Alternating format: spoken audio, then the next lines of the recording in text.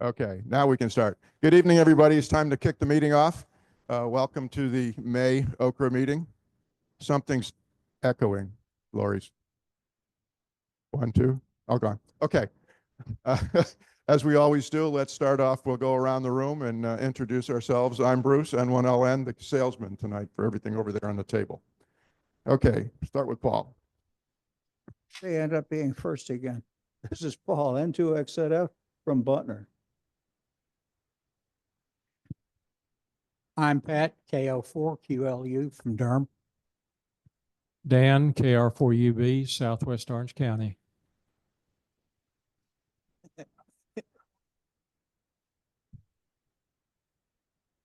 Matthew, KQ4ZYW, Mebane. Tom, KR4BTP from South Durham. Dave, K4DJW, Rougemont. Another Dave, NA4VY, Cedar Grove.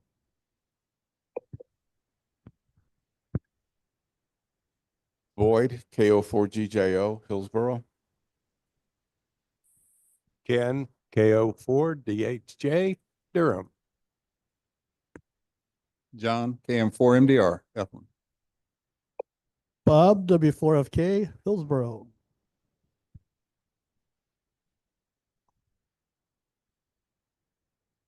Karen, KG4YJZ, Athlin. KF4RAN, Bill, Durham. Dave, W4SAR, Eflin.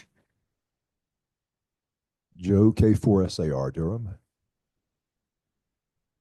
Okay, let me walk over to, oh, no, Bob did it from the back. Let me walk over to Lori so she can do the folks on Zoom. There you go. Lori, N1YXU, and on Zoom we have Fred, KN4QBZ, Charles, KQ4TNF, Mark, KR3AM, John, N4SJW, JR, N4JQR, Charles, WW4L. And somebody else just joined. We have Gary. Yeah. AI4GT. Your call again? AI4GT. Got it. AI4GT, Gary, thank you. And Doug, KA5EST. ETS, sorry, I'm dyslexic right now. Just trying to write, type, and talk at the same time. And in and out, we did have Howie, WA4PSC. Did I miss anybody on Zoom?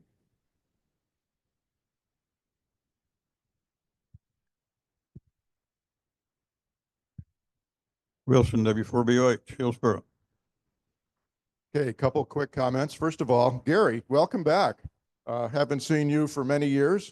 I enjoyed the stories from a lot of years ago when at the end of the day, you and your wife and the kids would go to the pool and go swimming every day after work. And I think my very first field day with OCRA, I operated 20-meter CW, and I think it could have been your K1 or it was a small QRP transmitter, and we were in a tent outside, and I don't think we had computer logging or computer control. So we had a paddle connected to the K something maybe, and to an antenna that was hanging off a bucket truck and logging on paper. So it's been many years, but welcome back. Great to see your name and see your call sign in the program tonight. Thank you. Also, I'd like to thank everybody that participated actively as one of the tactical call signs, or participated potentially passively as listening to the simulated bike ride that we did last weekend on the Saturday morning Oxcom net. Those of us on the training team had a really great discussion. Actually, it was at the board of directors meeting where we had the discussion about what could we do for training. And that kind of popped out as doing some type of a simulated drill. So as I occasionally get stupid, I volunteered to put together the script. And It took me many, many, many hours across 3 or 4 days to put the script together, which took us about 12 or 15 minutes to go through on the radio. So yeah, no good deed goes unpunished, but in this case, I think it was not punished. I think everybody enjoyed it, especially since the very next day was a real bike ride. And that particular bike ride was on the 440 network. And it was great listening to that net control. Randy was our net control and did a fantastic job, but the net controls for the real bike ride on that Sunday were fantastic. If you had the opportunity to listen to them, I mean, they had a lot going on. They had 6 or 8 SAG vehicles and people all over the place. And, you know, we had 8, 10 bike riders, 2 groups of 5. One person broke down because their rim got bent, so we had to use our SAG. That was in the script I wrote. But they had real accidents, people having to get picked up, EMTs. They had real action going on, so they did a great job. I think that's about the end of the announcements for tonight. I think we've got a pretty good show going for you. We've got, first of all, we'll hear from Boyd. If Lori bring up the agenda here. We'll hear from Boyd on generator. You can come on up, Boyd. We'll hear from Boyd on generator safety. We will then go over to Dave, I think, for a intro to field day. It's not the full-blown field day, but ask him any questions you want. I'm sure he'll have an answer. He's smiling, so he will. And he guaranteed he'll have the right one for you. And then the Q1 treasurer's update, Ron was going to be doing that. He has some other training he's involved in tonight. So you'll notice he sent me an email today and he said, Bruce, can you do that? Sure, I can talk about numbers for a while. No questions on that one though. And then succession planning. Tonight you're going to hear from me again about president succession. And then you're going to hear from John Welton about the repeater team lead, the role and the responsibilities of the repeater team. And then we'll tie the ribbons on it, and that'll be the end. So with that, it's summertime. It's time for power outages. It's time for hurricanes somewhere other than here, hopefully.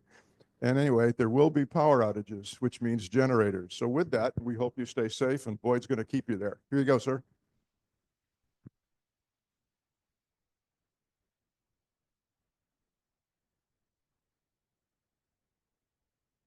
Okay. How to use a generator safely. First off, read the manual.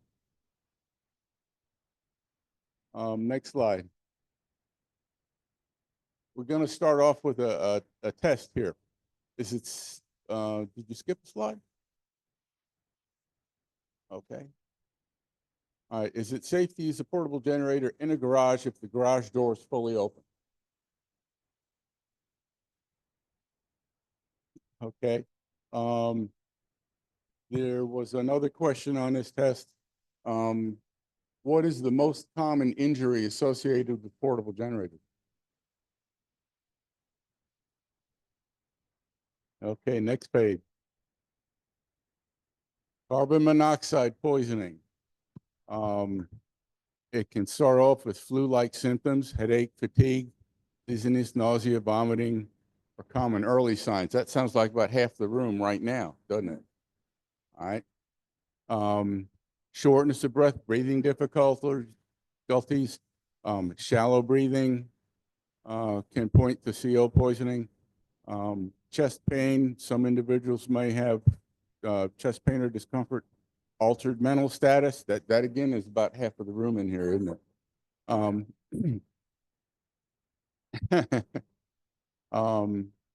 In severe cases, you'll get loss of consciousness. Individuals may pass out. I kind of thought that was the same thing as loss of consciousness, but you can have visual disturbances, blurred or double vision, neurological symptoms. You can have changes in coordination, balance, and hearing. All common symptoms of other stuff.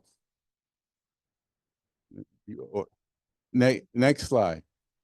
What makes it so dangerous? A short answer is it can kill you. Carbon monoxide is colorless, odorless. Early symptoms can be mistaken for the flu or any number of other ailments. Treatment, you want to get to fresh air immediately and seek immediate medical help, and an ounce of prevention is the key. Next slide. Why is immediate medical help important? Hemoglobin's affinity for carbon monoxide is 200 to 250 times its affinity for oxygen. What that means is that if your hemoglobin has carbon monoxide attached to it, oxygen cannot attach to that receptor. And if you get enough carbon monoxide molecules attached to receptors, you're in deep doo-doo. How many of you have ever been to a doctor's office and had them put that little clip on your finger with the red light? That's a pulse oximeter. Who can tell me what that measures? No. No. No. What it measures is the percentage of hemoglobin that's attached to something. Normally, it's attached to oxygen. If you have somebody with suspected carbon monoxide poisoning or somebody that's been in a house fire, paramedics won't even use a pulse oximeter because it's going to give you a falsely high reading. It'll give you a high percentage, but it's not measuring the percent of hemoglobin attached to oxygen. It's including the percentage that's attached to carbon monoxide. So they will have to draw a blood gas to see what your actual oxygen level is. A pulse oximeter will not give a good indication. You can be sitting there turning blue with lips that are real blue and still have a SAT in the high 90s. Next page. Treatment is basically getting somebody on 100% oxygen and transport them preferably to Duke, not because Duke's better than other hospitals, but Duke happens to have a hyperbaric chamber. And once you get to 100% oxygen, the only way to get somebody to get more oxygen on board is to start increasing the pressure. So instead of just giving oxygen at atmospheric pressure, they can start going to 2 atmospheres, 3 atmospheres, and force more oxygen into the tissues. And hyperbarics is not just for diving accidents. I've seen a number of different patients or different types of patients in there, and that's a discussion for another time. The new technology coming out is they want to equip generators with a carbon monoxide shutoff. So if the carbon monoxide level in the vicinity of the generator exceeds a certain level for an average of 10 minutes, it'll shut off, or if it exceeds a higher peak level, it will shut off. Between 2004 and 2014, there were 11 documented cases of electrocution, 6 of which were fatal, involving portable generators. There were over 700 cases of carbon monoxide poisoning. So it's a far more serious thing than one might think. The answer to the question about the garage is absolutely not. There have been cases where multiple people in a house died from carbon monoxide poisoning because there was a generator operating in the garage, even though the door was fully open. So if your garage is unattached, I would say no. If it's attached, I would say hell no. Next slide. Like I said, there were far fewer cases of electrocution, even fewer cases of burns or hand injuries, usually involved when you're moving the generator from one place to another. There were some generators that had a folding handle, and if you had your fingers in the wrong place and somebody grabbed that handle and it moved, you got your fingers crushed, if not amputated. And they ended up recalling that particular generator design. I don't remember when it was. Fuel issues come from filling a hot generator with fuel. You want to let things cool off before you go to add fuel to it. The other issue was storing fuel too close to the generator while it's running. So these are all things you need to pay attention to. Then you have your old standby safety issues, like making sure the extension cord you're using is not damaged. It's not frayed on the ends. It doesn't have a cut in the jacket in the middle of the cord. You want to make sure that it's a large enough extension cord that it's rated for the amount of power you're going to use. When you first start a generator, you want to have everything unplugged, and then once the engine starts up and levels out, then start plugging stuff in. If you start it when stuff is already plugged in, then you can have a major surge in the generator power as the generator tries to keep up with the demand.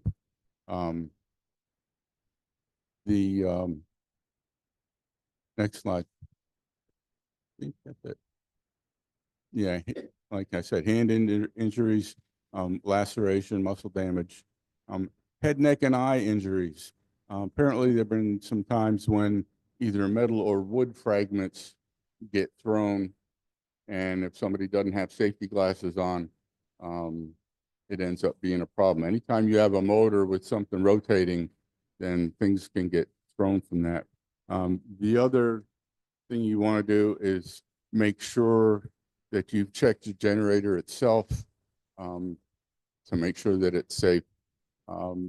Looking for burn marks, or if there's any problem with the electrical end of things, you want to get that taken care of first.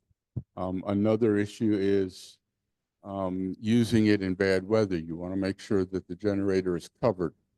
And that's not putting a tarp directly on the generator, but you want to elevate that tarp above it. And recommendation is to have it open on all four sides, so you can get adequate ventilation to it. I would say if you have a rain coming in from one direction, you could probably put a wall up on one side to keep the water from coming across, but you want to keep your connections dry, so you don't get water egress into any of the lines. You don't want ice buildup on it, because once you start the generator, that ice is going to melt and turn to water, and then it's going to create the same problem. Next slide.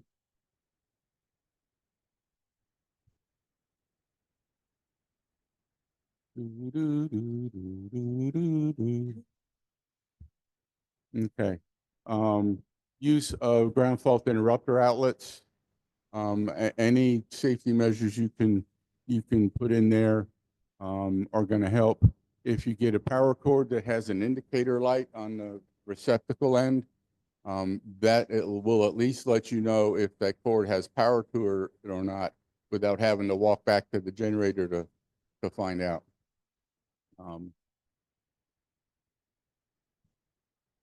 You want to keep the generator at least 20 feet away from the house. You want to be aware not only of windows and doors, but also things like dryer exhaust. The carbon monoxide can work its way through areas that you don't expect it to. I know that usually attached garages have extra requirements as far as the sheetrock and keeping a tight seal on things. But that's assuming that it was built correctly to code. If you've ever seen the show Homes on Homes, this is a guy in Canada that makes a living going back and fixing other people's screw ups when it comes to building houses. So I wouldn't assume that things are right, but The best answer to that is don't use a generator inside a garage, door open or not. I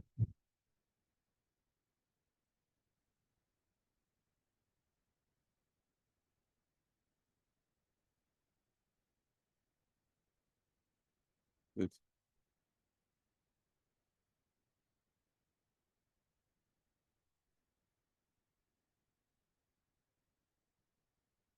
no, well, using equipment that's up to current standards um, is an excellent point. A lot of times we'll try to make do with what we have. And when it comes to safety equipment, a lot of your newest stuff is going to be a lot safer than older stuff. Yeah, Dave.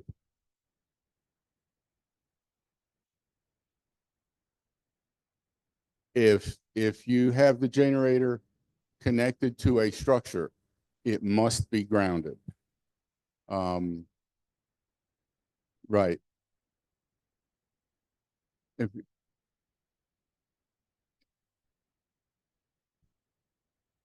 well, if you're backfeeding your house, there's a whole lot more behind that. You're going to need to disconnect your main fuse, so you don't backfeed it out to the guys working on the power poles. You also ought to have a transfer switch, whether it's manual or automatic. So it automatically disconnects from the main grid before it allows the generator to connect. That's another major issue. But if you're just running extension cords to appliances, there's no requirement that it be grounded. But when I was volunteer firefighter, we had cords running to lights that we would use inside the building or on the outside, but we always grounded the generator. Yeah. Oh.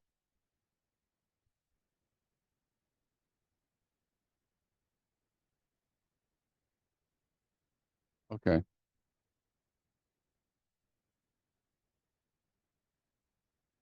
Dan. It's been some time since I took an interest in that and read everything I could find on it. And just let me say the grounding and using portable generators is just a bit, there's a lot of risk there. The question, reading OSHA documentation, reading other documentation, where do you put the ground? Do you put the ground at the generator itself? Or if you've got 100-foot cord and using power from that generator away, like in a field day, the concern there is ground shift. You're grounding your stuff that you're touching 100 feet away. You get a power surge or lightning hit anywhere, you can be exposed. In other words, your feet is one path to the ground and you're touching another ground, or so you think, that's 100 feet away. So this is quite a touchy topic, especially for people on the ground, as sometimes has been done in field day.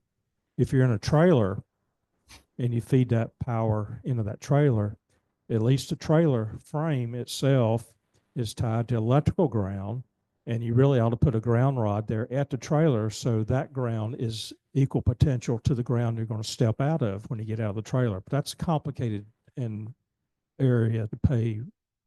It's not a good answer for it. It's some element of risk there, period.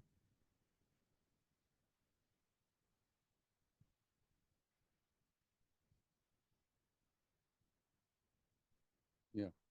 You can get to a case where the distance apart your feet are might create a potential difference enough that you'll get shocked.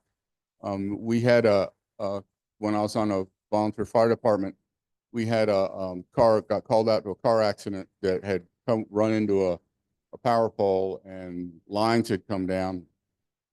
And we were walking up toward the scene, and there was a police officer with us. And on the way up, he said, "Man, my feet feel funny." And we stopped right there. None of the firefighters could tell anything because we had big rubber boots on. But that police officer, what he was feeling was the current difference between one step and the next. And we stopped and started started backtracking and made a large exclusion zone from where those lines were down. So it's very serious. There have been cases where farm equipment that was tall had run into a power line and that shut the tractor down.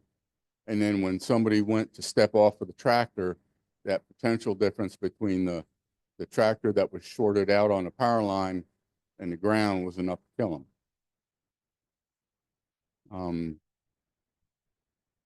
Yeah, so there's a lot of issues, but by far and away the most important issue when it comes to injuries is going to be the carbon monoxide poisoning, by far and away. So if you have, you should have a carbon monoxide detector in your house, especially if you have a gas stove in the kitchen. A lot of times you can't get a gas appliance installed unless you do have a carbon monoxide detector in the house. I ran into that the last time I had a hot water tank put in. Any questions? Any questions from Zoom? Lori, I put one on the board on the chat. Go ahead and ask your question, JR.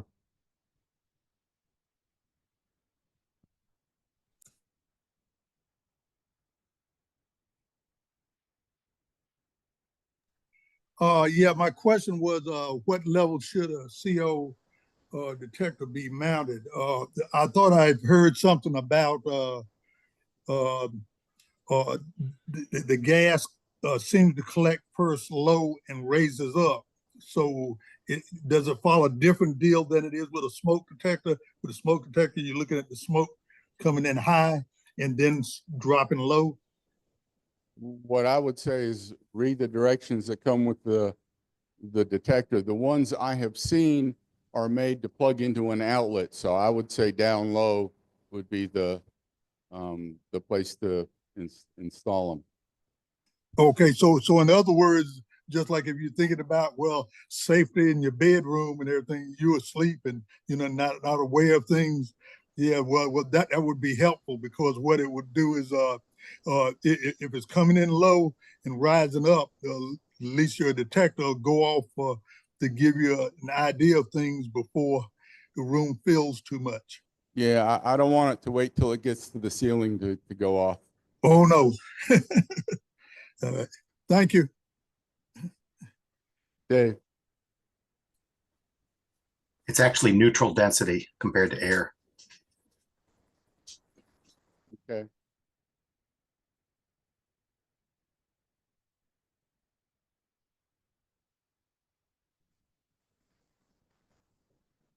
Hold on, Dave. Hold on, Dave. You got to be careful about the loads, because like in my case, I have a well and the pump is rated probably 1 horsepower, and you'd think a 5,000 watt generator would be more than adequate. Well, it's not, because of the surge current. When that thing starts up, it probably draws 4 to 6 times the normal current, and you'll burn out your generator. Yeah, I'd like to support that. I've one company who is highly rated is Franklin Motor, that builds submersible motors. And basically their literature says you need to look at the locked rotor current rating of that motor, not the run current. And that generator has to be able to supply the locked rotor current. Otherwise, the start windings in most capacitor start motors, the current that goes through those for a very short period of time, if it lasts a long time due to the motor not coming up to speed, you can flash that winding out very quickly. Just one thing to add, use a lot of generators in construction in South Florida. And you'd have guys that would roll their cord up as they're going to the generator, shut it off. And I always told them, don't do that. Shut your generator off before you roll your cord, because that's when you find those spots that happen during the day because some truck rode over it or whatever happened.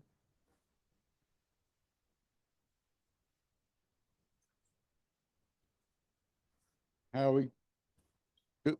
Yeah, go ahead with your question, Howie. Oh, I was just going to say, most motors will have a rating on the nameplate that says LRA, which is the locked rotor amps. And that is the amount of power that the amount of current any generator driving it would have to deliver, at least for a short period of time. Okay. Any other questions or comments? All right, that's it.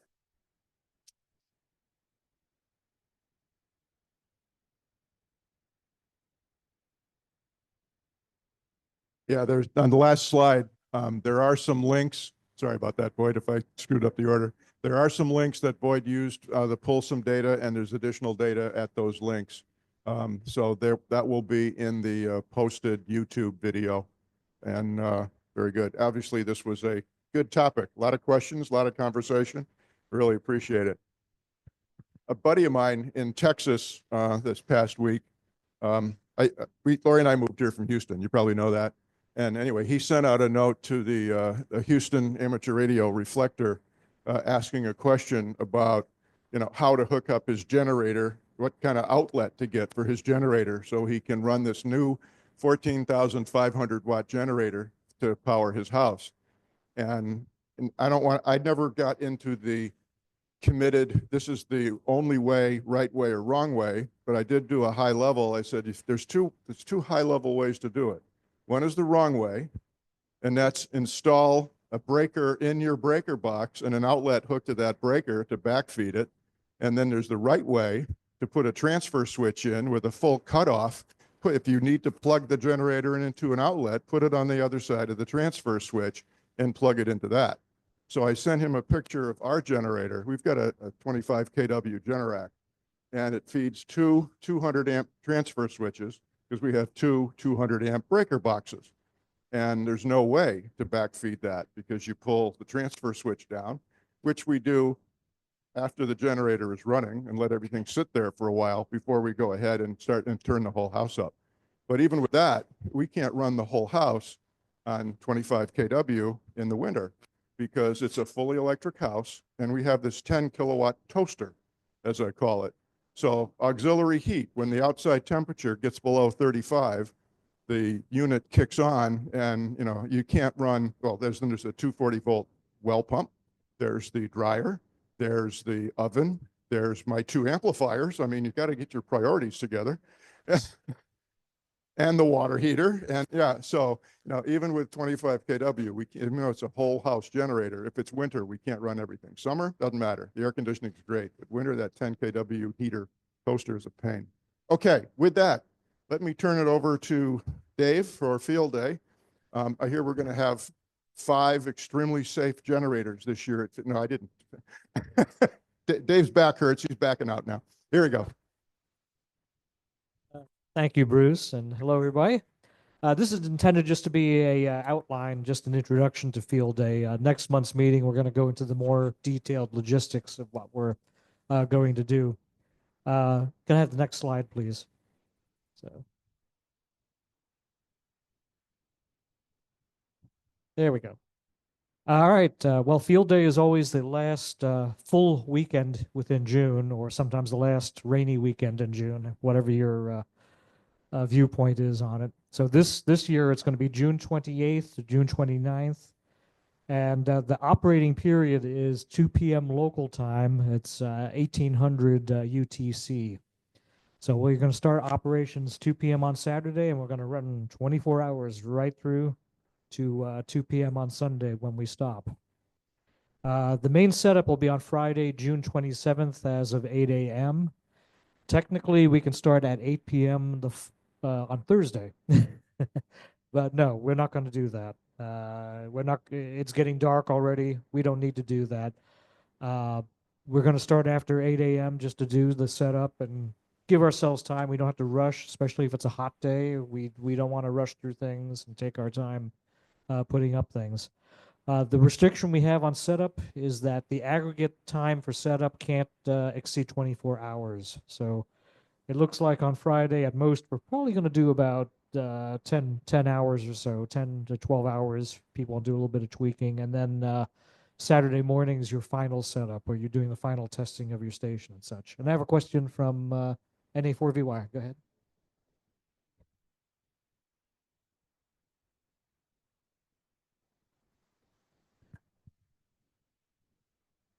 Well, there's a difference between prep work and then the actual setup of the stations itself, laying in all the groundwork. So that's, yeah, Bruce, go ahead. We are, yes. Perhaps, yeah, but I looked at the rules and I think they just still do a 24-hour aggregate if we're doing some other things, but we're, I'm not worried too much about that. But to get to the point, all the heavy lifting we're gonna do, we're gonna get most of it done on Friday. So if we're raising any, I don't know if there's any plans for any towers or such, any mast raising, no. So we just need some assistance, essentially putting in ground rods or helping to lob wires into trees. So people to pull on lines, essentially. So there's no plans for putting up big towers. I will have a vertical antenna I'm putting up, which usually it's best to have about 4 or 5 people to get it up without damaging the antenna or ourselves. And it makes it more fun if we have a lot of hands together and a lot of hands to work together and just not have too much heavy work fall on 2 or 3 people. Spread it out is the name of the game. Let's see. So like I said, Friday we'll do most of that heavy lifting, and then that evening we go to our biggest social event of the season for the 2 clubs combined. That's the potluck dinner, which will be held at the garage. By the way, I'm kind of jumping ahead. The operations are going to be at Wilson's place, so I'll have the address up later on. And thank you again to Wilson and his family for letting us play there. That evening we'll have a big, huge potluck dinner, and usually we have 50 some odd people there showing up for it. And John, KM4MDR, has agreed to help coordinate that. That doesn't mean he's going to do all the work. He's just going to help us coordinate and put it all together. And we'll be putting stuff out on the reflector to help coordinate who's bringing what for dinner, so we don't get 12 trays of deviled eggs. We'll try to coordinate best what we're having. I could eat 2 trays of deviled eggs, but I'll bring ribs. And that's the Friday. The one other thing I'm going to do on Friday, and you'll see when we do have the bonus points we're capable of doing. Friday is my chance to grab the W1AW Field Day Bulletin. That gives us a 100-point bonus. And the easiest way to grab it is off my digital station. So if I have it up and running and I'm receiving okay, I will grab it that evening. I think it's 9 o'clock that night that we grab it, and then I'm going to go home. Okay, the plans are to be a 5 Delta operation. And what those numbers mean is we're going to have 5 HF stations set up. Delta means a home station using commercial power. So we used to be a 9 Alpha operation for many years, which is a club station setting up just in the field, not using commercial mains, so using battery or solar power. And to get a 5 times multiplier, we were doing QRP, which was a lot of work, but we got up to as high as number 2 nationally doing that. It was not so fun for new operators, though, because if you're, especially on sideband, calling on 5 watts, you're going to do a lot of calling and not get much response. Exactly. Yeah, as NA4VY said, when 10 meters is dead, yeah. Yeah, you're shouting into the wind, essentially. What we're doing is maximum output of 100 watts. That's 100 watts output at the output of your rig. So no trying to figure out how much line loss you have, everything, and cranking it up there so it's 100 watts out of the antenna. No, it's 100 watts out of the back of your rig on the transmit. And at 100 watts, we get a 2 times multiplier on it. So maximum I think anybody can run is 500 watts on field day itself. We ain't going to do that. We'll do 100 watts. The call sign will be Whiskey 4 Echo Zulu, W4EZ. That's the Aries call sign for OCRA, and it's worked well for us in the past, and we'll stick with that. And the exchange you will make when you're working other stations, So primarily we will be working stations in the United States and Canada. You will get some DX. Go ahead and work them. You still get points for working the DX, but the exchange we do with all the other field day stations is our call sign, what our classification is, and what our ARL section is. So in this case, it's W4EZ 5 Delta, North Carolina. Next slide, please. Okay, as I mentioned before, it's going to be at W4BOH's home. That's the address there to help you find it if you've not been there before. I will put it on the ARL finder. We don't have much in the way of walk-ins over the years, but the ARL officials have used it to help find where we are and come touring around and check us out. So it's fine for them to do that. These are the 5 stations we're going to be planning. So we're going to have the all-band CW, and that's going to be in Wilson's Land of Magic because the MCU is out of play. By the way, Wilson, is the MCU still on site, or its days are numbered, so it may not be there by the time field day comes around. So we're not counting on it.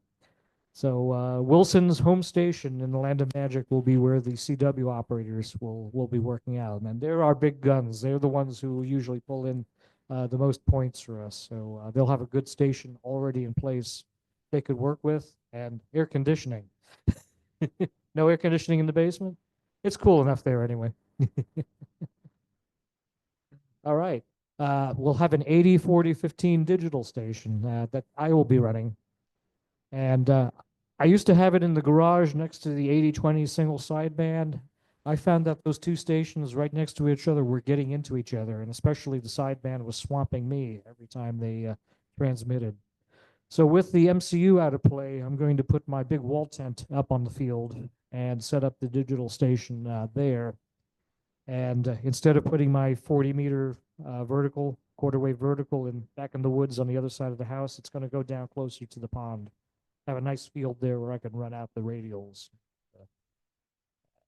and work it from there. And I'll have a G5 RV up antenna also to work 15 and 20. 80, 40, 15. I left out 20 on digital as well. So I'll be doing mostly 20, 40, some 15. 80 is not that productive, but I'll jump in there when I can. In the garage will be the 80-meter, 20-meter sideband station, and it's accessible. What I mean by that is it's on a concrete pad. My tent will be on grass. There's no steps. We will have some visitors and some members who just can't do steps. They may have a wheelchair, or they just physically can't handle steps. Some years back when I ran a field day, I just realized that every station we had was either in trailers or up in the barn, all had steps. We had some members who could not participate. So I've made sure from then on we have fully accessible stations for some of our members to participate in.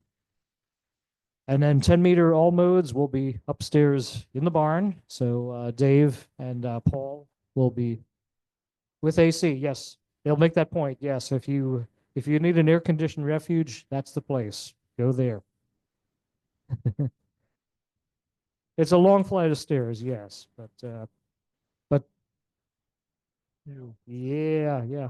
So that's the 5 stations I have planned. Like I'm just giving you an overview here. Next month we'll have the band captains talk about what their specific setups are going to be and where exactly they are, what antennas and such. So.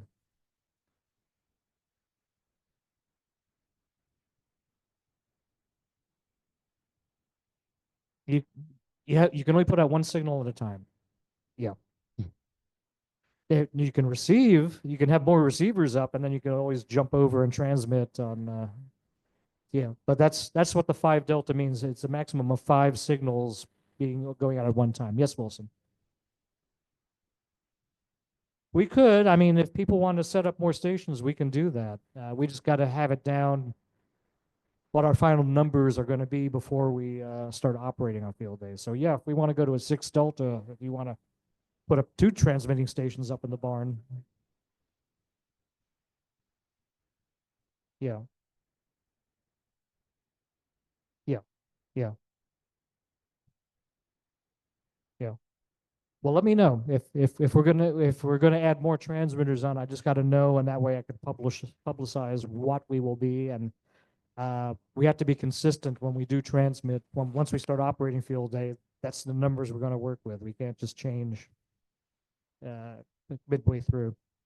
Sir.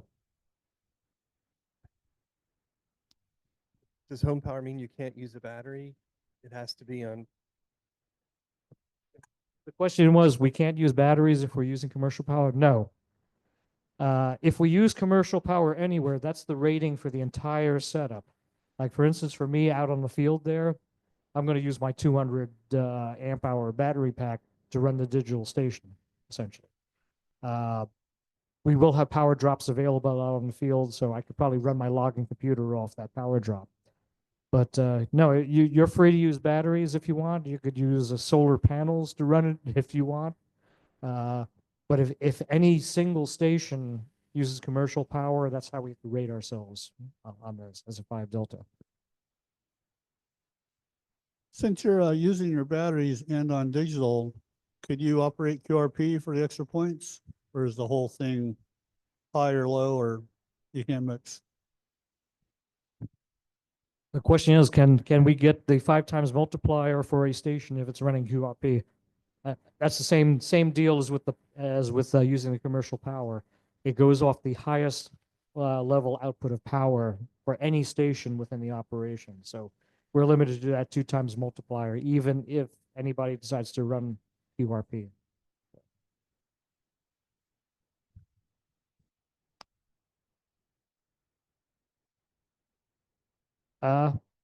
Yeah, the question was any advantage between being 5 Delta and 6 Delta in terms of points.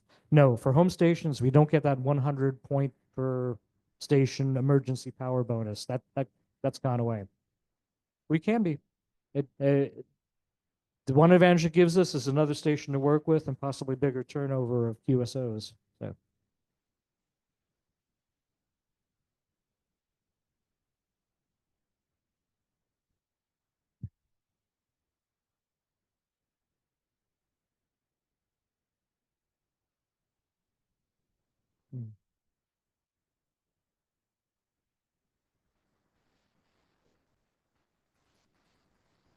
I follow. Yeah, what Wilson, I'll let Wilson repeat himself. Yeah, here, hang on. I can't repeat myself. I don't remember what I said. If you kick yourself up to 6, you will probably land in a category with some people who are taking 6 seriously. Well, we usually can't take 5 seriously, so it's not much point in taking and having 6. I mean, if you care about the score, it's better to operate the stations you have than to have some that you don't. It's kind of like being promoted at work. You know, everybody wants to be promoted, but once you get promoted, then a lot more is expected. You know, and you might be better off not being promoted quite as soon. So, this is Bruce. Larry doesn't need to turn the camera to me because I'm kind of right in front of, well, yes, she does, I guess. Okay, let me get in the camera. So if you're running only 10-meter stations and your antennas are going to be somewhat in the same reasonable proximity, and for sure your transceivers are going to be in the same reasonable proximity, you don't want to run 2 10-meter stations with antennas within 20, 30, 40 feet of each other.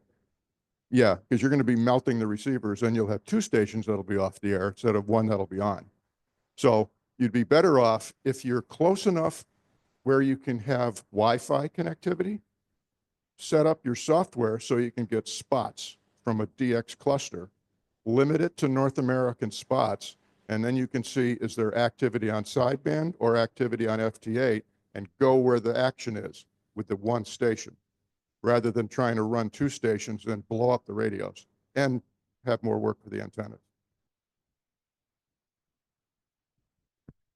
Yeah. Yeah. Yes, you can have 2 radios, but we can't exceed having 5 signals on the air simultaneously to be in the category.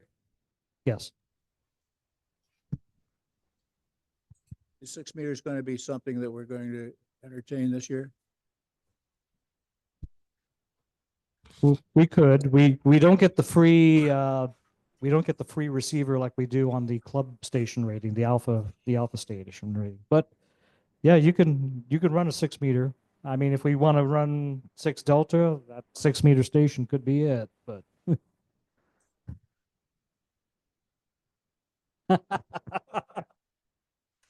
that's a sad history. That's kind of true. Okay. Anyway, like I said, next month we'll really hash out more of these fine details that we have. Next slide, please. Yeah. I had a question for Bruce.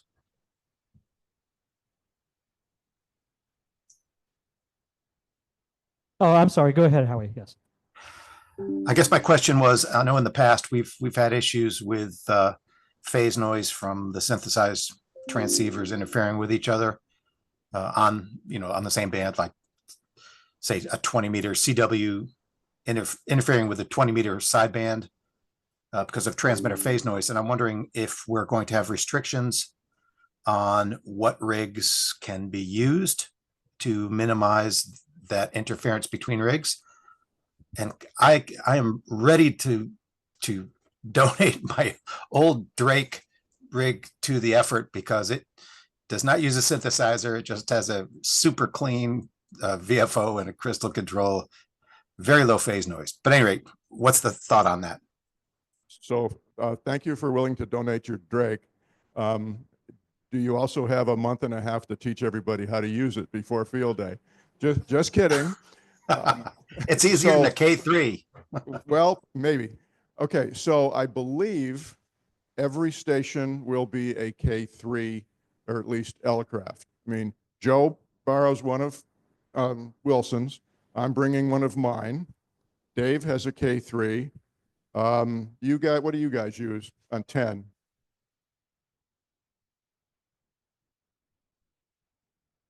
Okay, so 10 meters, I think, is the only station that will not be Elecraft, and they will be up in the barn, probably 400, 500 feet from the Elecraft stations with smaller antennas.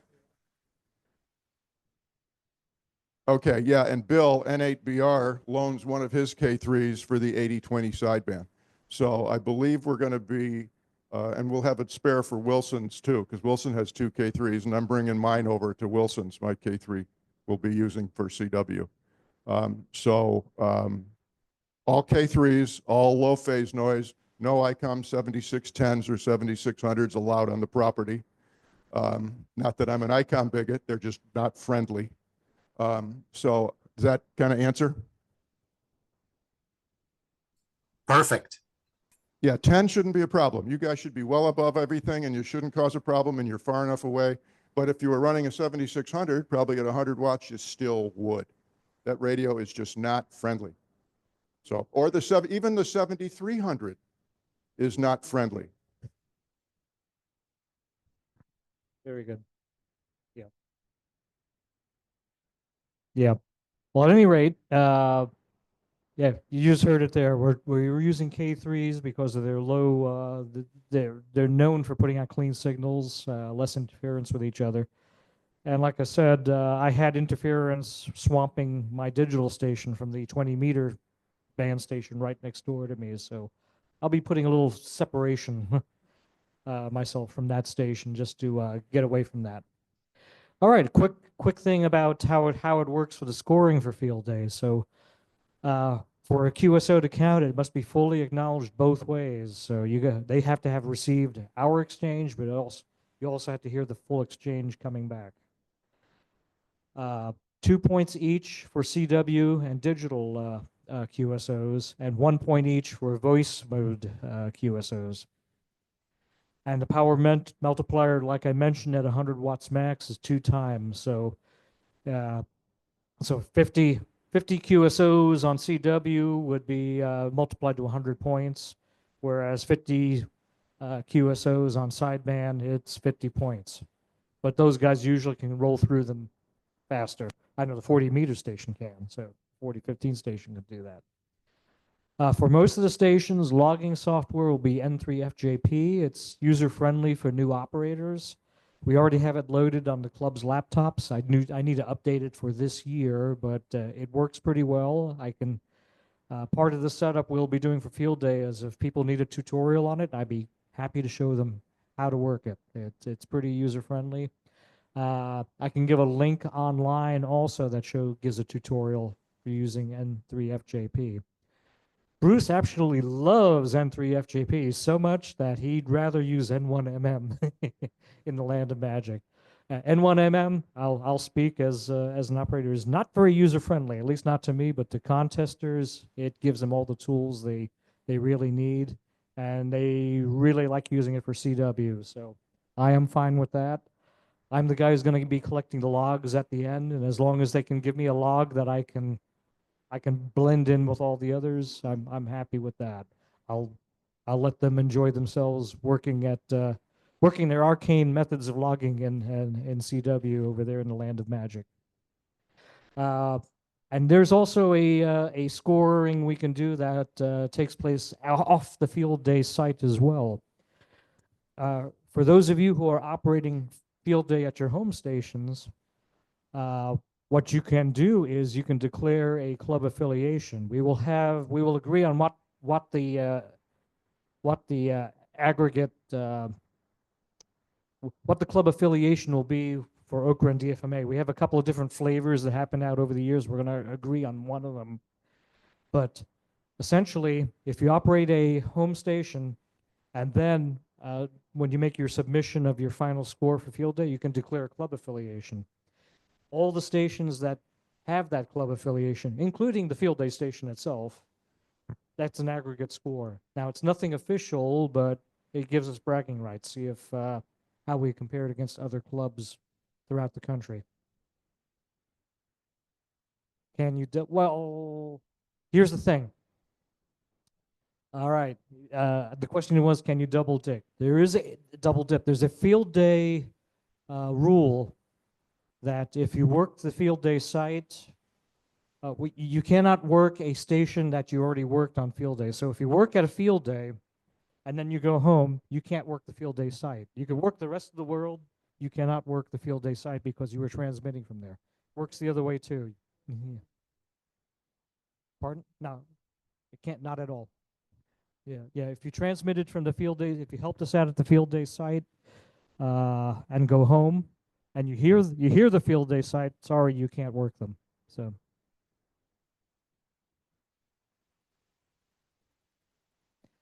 What, in different bands? No. Yes. Yes. You can't. You can't. As a matter of fact, that's the exact example they give as part of the rule. For instance, if you worked 1AW and you go home, you can't work 1W, 1AW. So that's it. Because some people bounce around to different field day sites and transmit from there. Well, they're free to operate when they go home. They could work the rest of the world, but not any station they've already transmitted from for field day. So that's how it works. Now, one you've transmitted from, you cannot try. Like I said, you're working the field day site W4EZ and decide to go home. You hear us, you can't talk to us. It won't count. Mm-hmm. Yes. Yes. Yes. Oh, can you work other stations that you worked from the field day site? Yes. Well, it depends on what you meant by double dip. And to make it clear, you can also work the same station on different. I'm talking about field day itself or from your home station. You're not limited to working a call sign once. Different bands, different modes, you can work them. Yes, you can. So that's the aggregate. We'll talk more about that as we get closer. I'll put out more information about that on the reflector. Next slide, please.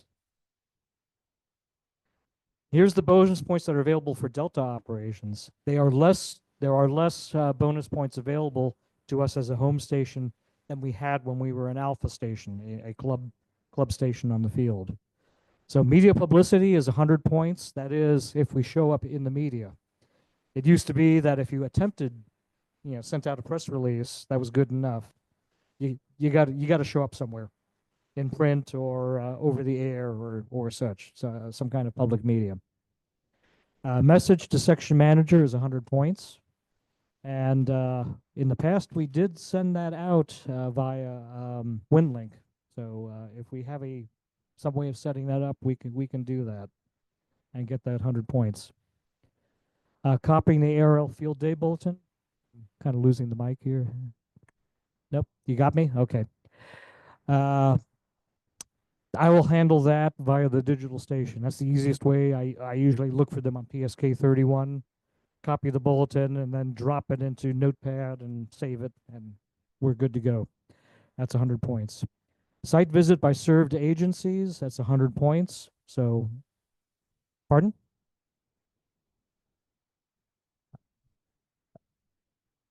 No, you get the bonus one time.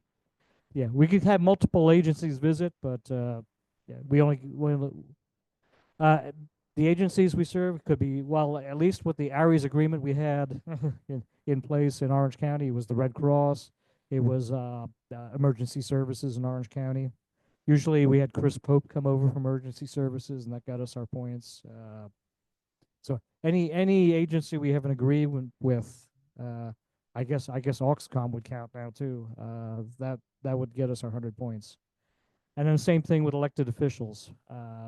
If we have a government official come out, in the past we've had the mayor of Hillsborough come out. We've had a congressman come out a couple of times. So any kind of elected official coming over, that'll get us our 100 points.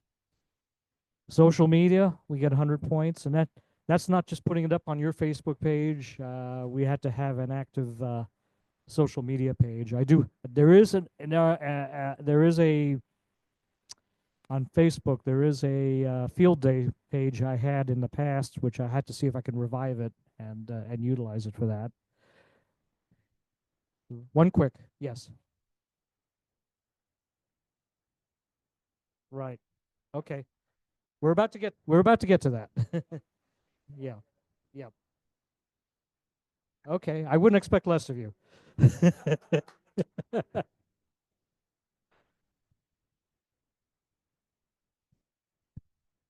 Flex radio, if I could ever figure out the software, it's designed for remote operation. So hypothetically, I had a laptop on site and my remote transmitter is back home. Can I? Huh? Yeah. Sorry. Yeah, you can't do a remote. There's also a rule that the field day site can all the transmissions have to be done within a 1,000-foot diameter circle, essentially. So it keeps everybody real close. Pardon? Uh-huh. Some people just got to game the system, you know? All right. Next one is field day site responsibilities, which is safety. Used to be you had the field day safety officer, and that was 100 points. They were limiting, hang on, let me finish. They're limiting that only to the field stations like A and the A stations and all that. For home, the equivalent of it is what they call the field day responsibilities, which is the same thing, same safety list pretty much. But instead of 100 points, they're just giving us 50 points. So Bill, there you have it. You could still do it and get us 50 points, which would be great. That's still 50 points, yes. Yeah, we can do that. Got it. Yep, we got it. All right. Next slide, please. That might be it for slides. Pardon? Oh, web submission, I do that. Yeah, web submission, I will do that at the very end. And that gives us another 50 points right there. Yes, Wilson. Okay. I had to turn you down, Dave, because you're keeping me awake. So it's good cop, bad cop. And you've had the good cop now, and I'll soon be 84. And the really great thing about that is it really doesn't matter what you think. You think. It only matters what I think. field day is a social time, a contest, a practice. How many, has anybody besides Matthew not been to field day? So it's an enormous amount of work. John Boone runs a rental company that brings tables and chairs and grills and stuff like that. And he would not mind having some help. I don't need any help with cooking, but we do take my garage to pieces and set it up as a dining room. And I can use a good bit of help during the week. And then when it comes to radio, having done all this work, most people want to take the radio seriously. That means if you care about field day, you should participate ahead of time and find out what's going on and put up your antenna. If you radio starts at 2 o'clock Saturday afternoon. If you show up at 1 o'clock asking people which tree to use for your antenna, number one, you're probably not going to be told, and number two, you're going to be talked about later. So the point is, many hands make light work, and we really need people to step up. We've had some deaths, we've had some departures, and some people, I don't know who, but some are getting older. So if you haven't done so, go to dfma.org and OCRA.org or whatever, ncokra.org, and look at the past 10 years of field day pictures. We used to put up 5 temporary towers. It's unbelievable how much work got done. I don't know how it got done, but it did, and we never killed anybody. Compared to that, we're doing almost no work. So I'm hoping to reduce the amount that I do by having more of you do something. That's pretty clear, isn't it? It is a lot of fun. Your wives and girlfriends are welcomed at dinner. Bring them both if you dare, and we'll have some barbecue. If you have not an affinity for pigs, you can bring a chicken or a hamburger or whatever it is you might want to cook yourself. There will be fires available. I think that's all the bad cop stuff, isn't it? All right. Well, thank you all. And again, I said this is just I probably went in a little more detail here than I intended, but next month is the one where we'll really work through all the fine details and logistics. So thank you all, and I look forward to it. Thanks, Dave. Appreciate it. Okay, the next slide, not Ron, I'm Bruce, so I will go through this relatively quickly. Go ahead, Lori. No, not yet. Go to the next slide and we'll talk about that.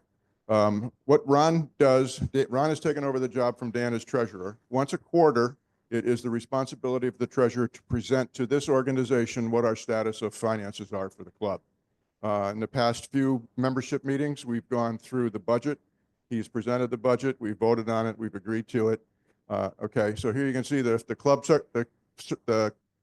security, for club security, finances are not recorded or posted. Pretty soon, Lori will stop the recording. Okay, they're reported in this live session, so the membership can see exactly how we're doing as a club. Club members can request to see finances. Talk to Ron. Send him an email. There'll be more of that later. Okay. And recording will now be paused and resume after the financial report is completed. And you will hear.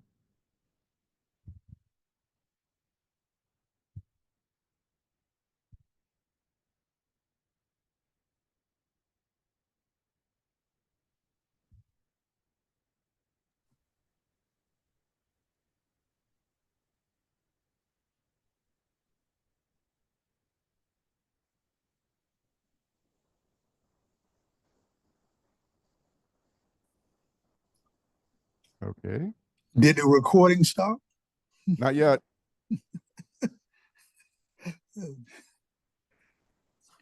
It's not being nice because usually you just click it and it says recording paused. So Zoom is not cooperating tonight. So anyway, any questions about the quarterly finances? We're all done. We've covered it all. We're looking good.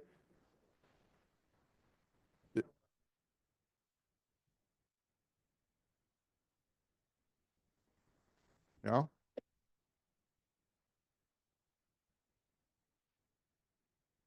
Way late today. Okay, back to succession planning. At the last meeting, we talked about succession planning. And Lori, if you go to the next slide, we put together a schedule, which hopefully you'll be able to read here. Today is March 12th. March 12th, you were going to hear from me, from the president, from the succession planning, and also from John Welton for the repeater team. Succession planning, I'm not sure if we've got enough time. I will try to get through this quickly. In fact, actually, what I think I will do is John is not always able to attend these meetings where I usually make all of them. I will jump over me and have got John go first. John, I'm sorry to put you on the spot, but I'd rather put you on the spot to go first than have you sit on the meeting all the time and not be able to present. No, that's okay. Can you guys hear me okay? Yeah, we will. Wait till we get your slides up. We'll be right there.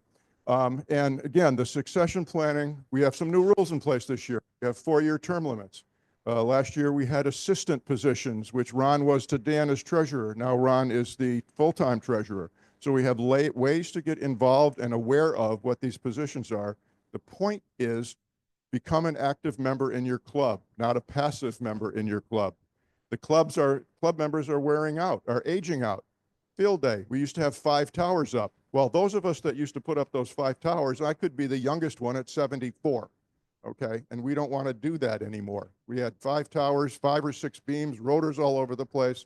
You know, that's why we went from 5 watts to 100 watts, so people could still hear us with the wires, not the beams, okay?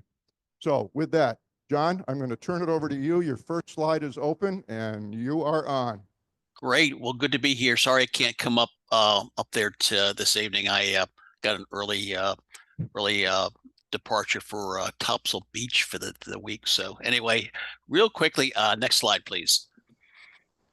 This is just a really high level, real quick and dirty overview as far as what the repeater committee does and what are some of the assets and things that need to be addressed, both from an operational standpoint and maintenance standpoint, but also from a budgetary standpoint.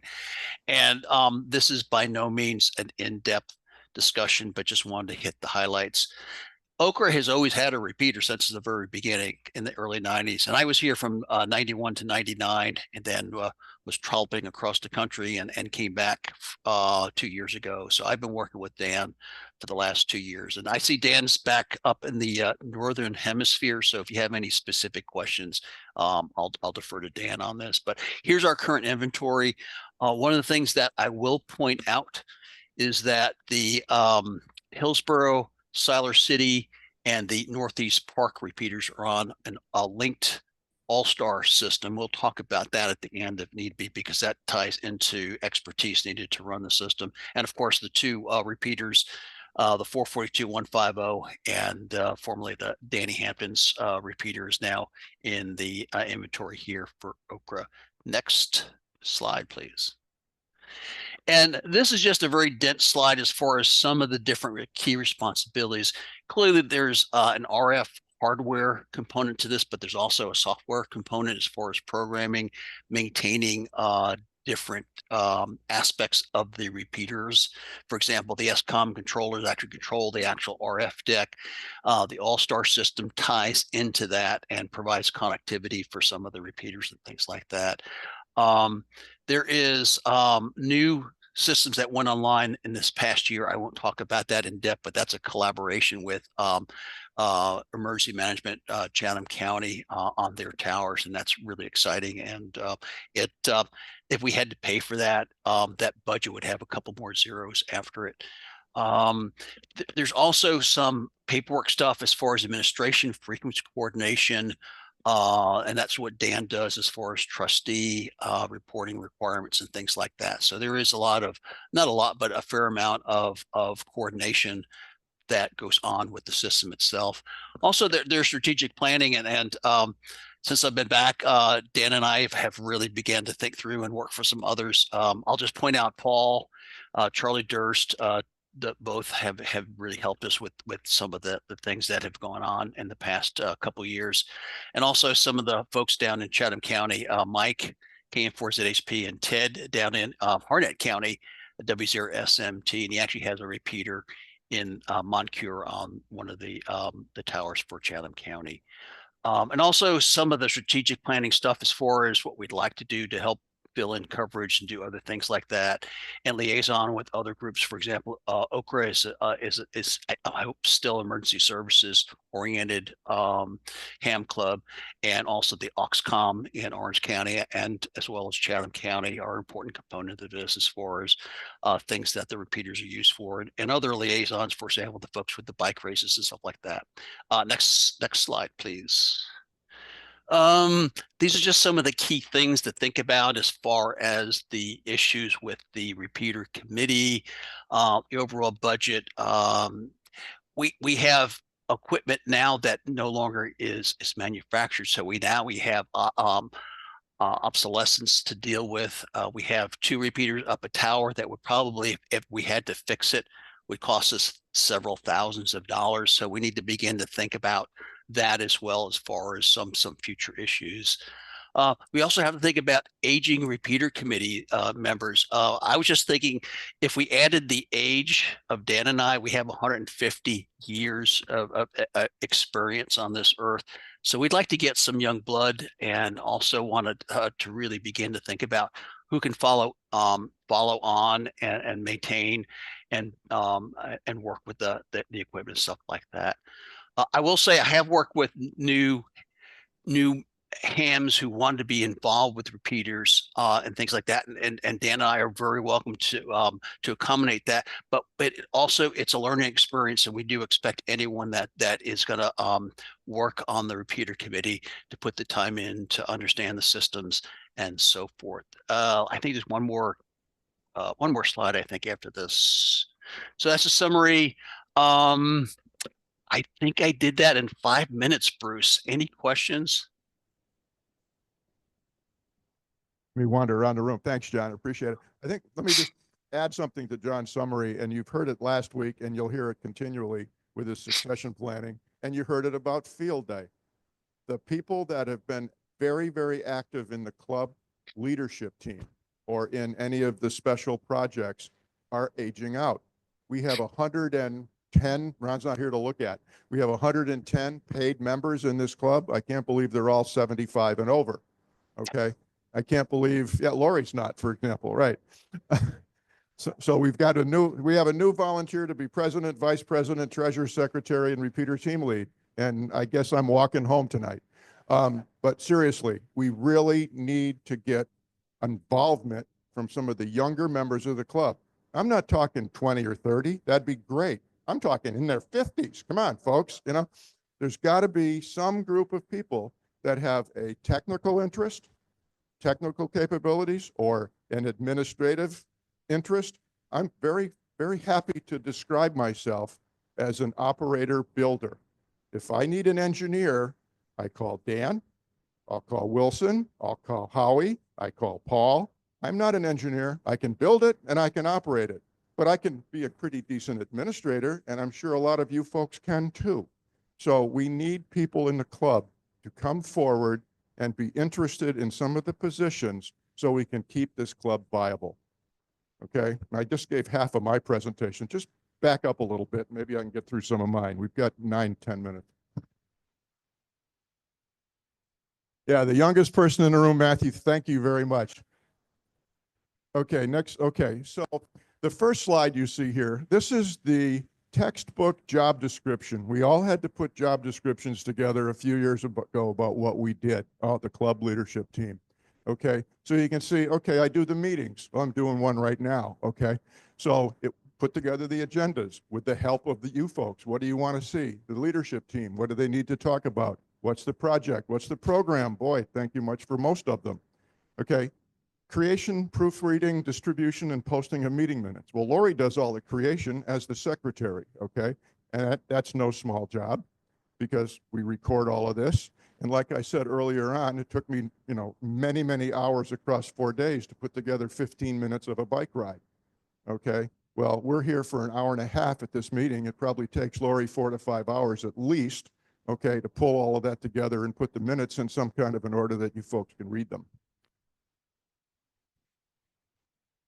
And that's true. I am not helping the cause of getting a new secretary. But point being, it is an administrative job that is extremely important to maintain the viability of your club, okay? I share the signatory responsibilities with the treasurer. When the repeater team comes to us and says, hey, we need $1,000, I get to sign the check too, okay? But what that really means is after we all approve it. We did that with Dan a few years ago when we bought the standby repeater. Dan was the repeater team lead. He brought in a proposal. We all looked at it. We agreed with what needed to be done. When that was purchased, I was the treasurer or the secretary, president, sorry. Dan and I signed the check. We bought the stuff. Bylaws. You've all been working on bylaws. You've seen what that is. We got to keep the administrative stuff. That's not technical. That's administrative. Club affairs and activities, whatever that means. You know, I don't think we've had any affairs in this club. So anyway, and work with served agencies when appropriate. Next slide, please. Okay. What do I like about this position? I really get to meet everybody. I didn't know people's names. I didn't know people's call signs. I get to meet everybody, and it's a lot more fun knowing who you're in a meeting with and saying, I recognize the face, but I have no idea in hell who that person is. Well, you get to meet the people, okay? Participate with a leadership team on current and future direction and activities. Well, we have our board of directors meeting. You know, the board of directors leadership team pulled together what that bike ride was last week. We talked about that. We bounced it around a lot. You know, we've done the badges. We've done the Zoom calls. We've done the VHF or UHF Zoom integration. That's part of the leadership team. That's where the fun stuff comes in. Use some of my management skills from my pre-retirement work experience. You know, I was a manager in the IT organization since 1975. Okay, I've got a few years experience. So, you know, and it's really nice to stay awake and alive, you know, at this age when you're still using some of that. And most of the 4 years has actually been fun. Now, I'm not lying to you. Has it all been fun? No. Okay, because there's some things that occasionally are not fun to do or they're not easy to figure out. But when you have a good leadership team and you can work together, then it becomes a lot more fun. And one of the things I really enjoy, and I'm looking forward to it this year, Boyd, is being the MC at the annual Christmas party. That is a no pressure activity. It's a lot of fun. You get to pick on some people, you know, I mean, and everybody enjoys the food. So that's a fun thing. Why consider being the OCRA president? Well, you're now more active in your club. You're not a passive person that says, well, maybe I'll go to the club meeting tonight and hold down the chair. No, you go beyond that. You go beyond that. Does my push to talk button still work on my microphone Saturday morning? No, you go beyond that. Maybe you want to be net control. Maybe you want to get involved in Oxcom. Maybe you want to do the next script. Do a little more than being passive. Be an active member in your club. Okay, to contribute part of the leadership team, like I talked about here. And finally, why consider being the president? As of December, my 4 years is up. My time is done. I am not going to change the Constitution to run for the 5th year. Next page, please. Okay, next steps.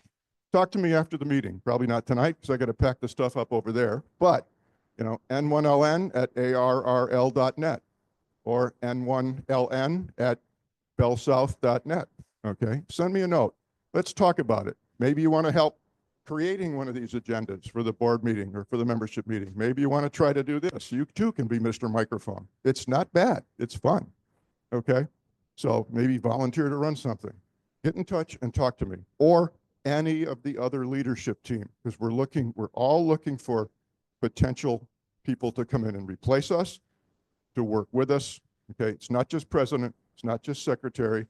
The repeater team lead, they need more technical people also. Who's going to climb that 1,200-foot tower? Dan's not climbing it anymore. Maybe if you're good to us, we'll even give you a harness to wear. Okay, next page. And that's John. Click, click, click. Okay, any questions about anything? 8:56.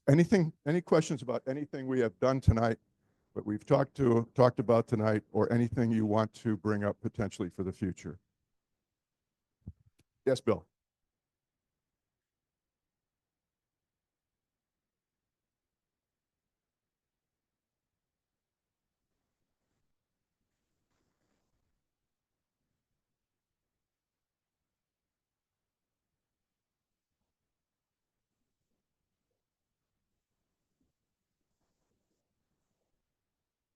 Okay, yeah, we'll deal with that in June.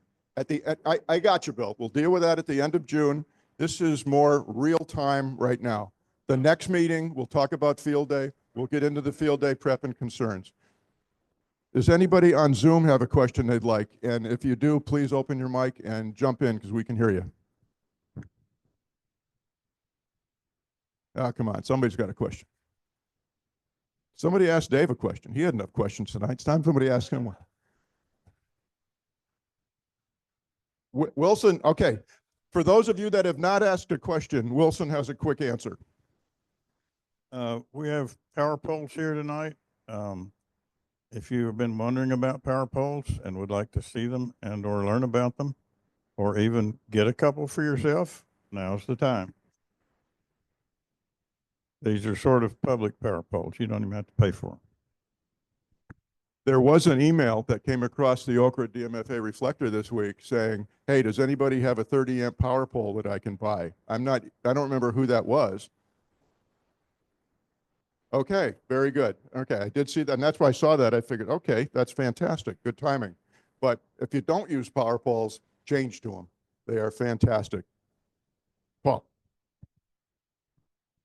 You decide to use power poles, you do have to buy the proper crimper, otherwise you will fail. Or I'm gonna probably aggravate Paul. I solder every one. I don't crimp any of them.